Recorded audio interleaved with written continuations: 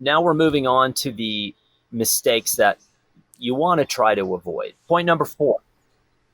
If you're going to do a project and you're going to put the project out in the world and say, look at what I did, look at my project, you owe it to yourself and you owe it to the industry and you owe it to photography in general to do your research. Who else has done that story? How did they do it? When did they do it? What were their conclusions? How does my story complement the stories that have already been done? How does my point of view add context? Does it conflict? Knowing all of those things, because when you put a body of work in front of someone and you haven't done your research, and they know photo history, or they know the projects like yours that have been done before, and they start asking you questions about why have you seen so and so's work? What did you think about that? And you sit there and you go, I don't know, I didn't really look around. It just puts you in a category again of like someone who's not really prepared to do this kind of work. For whatever reason, there's quite a few photographers who kind of get very offended by the idea that they would have to do research, because everyone wants to think that they're original, right? We want to think we're really good and we're talented and we're original and we're going to really, we're going to find something that no one else has done before. I don't really know, outside of the project that I'm working on right now, which is a totally conceptual piece, I don't know if there's a documentary project I've done in my entire life that hasn't already been done by someone else. But I know the projects that I did, I know who was working in those places going way, way, way back. And especially if there was anyone in the modern era who had done a similar project, I knew about it. And I had seen it and I had factored it in and said, okay, I'm going to build on this. I'm going to add to this conversation. I'm going to put my own spin on it. But I'm also going to reference the fact that I know that this other work is out there. Because when I do portfolio reviews and people walk up with stories and I look at it and say, oh, you did a project on the Uyghurs in China. Do you know David Buteau's project? And they go, huh? Who? Never heard of him. Oh, I didn't look around. I didn't really pay attention. I don't really care what anyone else is doing. I'm like, you're never going to make it. You just will not make it in photography if you're going to do that. So the research is actually the fun. It's really fun, because I guarantee you're going to learn something. And 2, you're probably going to get, if you haven't experienced these other creatives who have been there before you, then it's a gold mine, because you're going to learn and see people and work that's going to blow you away. So the research, I've always been kind of mystified by why people wouldn't do research, because man, it's a lot of fun. It also fun.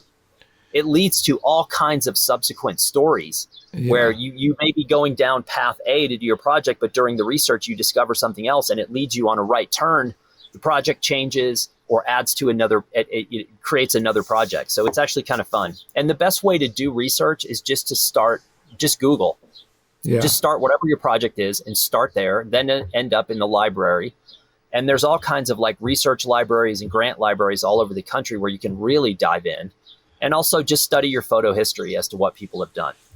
And then, what those two things will lead you to often, Dan, is the people that you can go talk to or you can call on the phone. And they are so happy to download to you stuff that you're never going to find anywhere else. And that really is fun. That's super fun. Especially if you're doing some bizarre, offbeat project and you find some guy living in the desert who's been, connected, and you call him and go, look, I'm thinking about doing this project, but I'm trying to feel my way around. You're right. People are like, oh, you're kidding. You're going to come do that project? Oh, well, you got to go talk to Billy and come to my house and do this and that. Yeah, that's the beauty of doing doc work, is that it's an onion.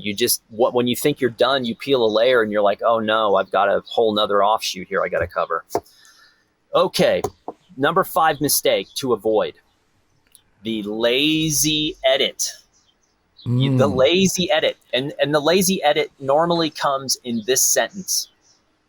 Hey, Dan, I've been working on my project and I shot 1,000 photographs and I edited that down to 500. Can you choose your favorites? Now, let me translate. That means I overshot, I don't know how to edit, and I want you to do it for me. So editing from 1,000 photographs to 500 is not editing. Really? Editing 1,000 photographs to 20 and then identifying the top 10 and then identifying the single best image of the group, that's called editing. Right. And and editing really comes into play when you're making publications, because all of a sudden you realize, whoa, I got to pay for this. I could do a 240 page magazine and not edit, or I could do a 40 page and really edit and make it impactful. So, that's something. Editing is sort of slipped as a collective skill, I think, in the digital era, because it's a lot harder to it's a lot harder to edit little tiny digital thumbnails on a laptop screen. Yeah. After a while, you kind of get brain dead and you say, I'm just going to leave that in. I'll leave it in. And there's no real penalty in the digital space for leaving it in. It's when you go to edit or you go to a portfolio review, you show up with 500 pictures. You're not going to get booted, but the reviewers are going to be texting each other about you behind the scenes saying this guy or this person brought 500 images. Like, I hope you don't get him as somebody you have to review. I've seen that happen over and over again. Yeah. So, super tight, no fat, no repeats. If you've got 3 images of the same scene that are all really good, one of them is going to be better than the other 2. So you've got to learn to distinguish and be merciless. It's like the line in Almost Famous, one of my all-time favorite movies, where Lester Bangs looks at the high school kid. I love that movie. He says, you can't be friends with these people. You have to be merciless. You're a journalist. Right. You have to be merciless. You can't be friends. And that's the same thing with your photography. You can't be in love with it. You can have a relationship with it, but you can't be in love. You have to be merciless, because less is more. That is so true in writing, also filmmaking. I mean, you have a scene, you're just absolutely, I can't get rid of it. But then you look at it, it does not fit. It doesn't belong there. It does, or it's just not needed.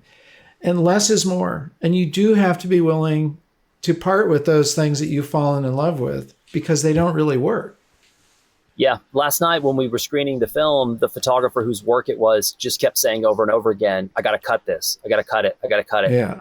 It was not like, gee, I have to go back and add more footage. It was like, I have to sift and I have to cut and start making some really hard decisions about this, because he has, 5 years of video content. He's got a ton of stuff. And I said to him, the guts are there. Now comes the hard part, which is making sense of it all. Yeah. We are getting some questions here too, but let's finish your last one. Let me finish the last one, which leads me to my second disclosure. Yeah. The last point is not printing your work. And Mark, you already mentioned this. Printing forces you to apply critical thought to your work in a way the digital space doesn't. And so putting your work into print is absolutely essential. It doesn't have to be big. It doesn't have to be fancy. It doesn't have to be expensive. You can go to Kinko's and make a zine. You can use your inkjet printer at home. You can go to the Walgreens and make little 4x6s. It doesn't matter. It's just about putting your work into print. And speaking of print, this is my ongoing zine project that I have talked about many times. This was the first issue, which was very successful, sold out. Cool thing. As of Monday of this week, issue 2 is alive. Ooh, nice. And if you go to ag23mag.com, the zines are free. You pay $5 in shipping, ships to you only domestically.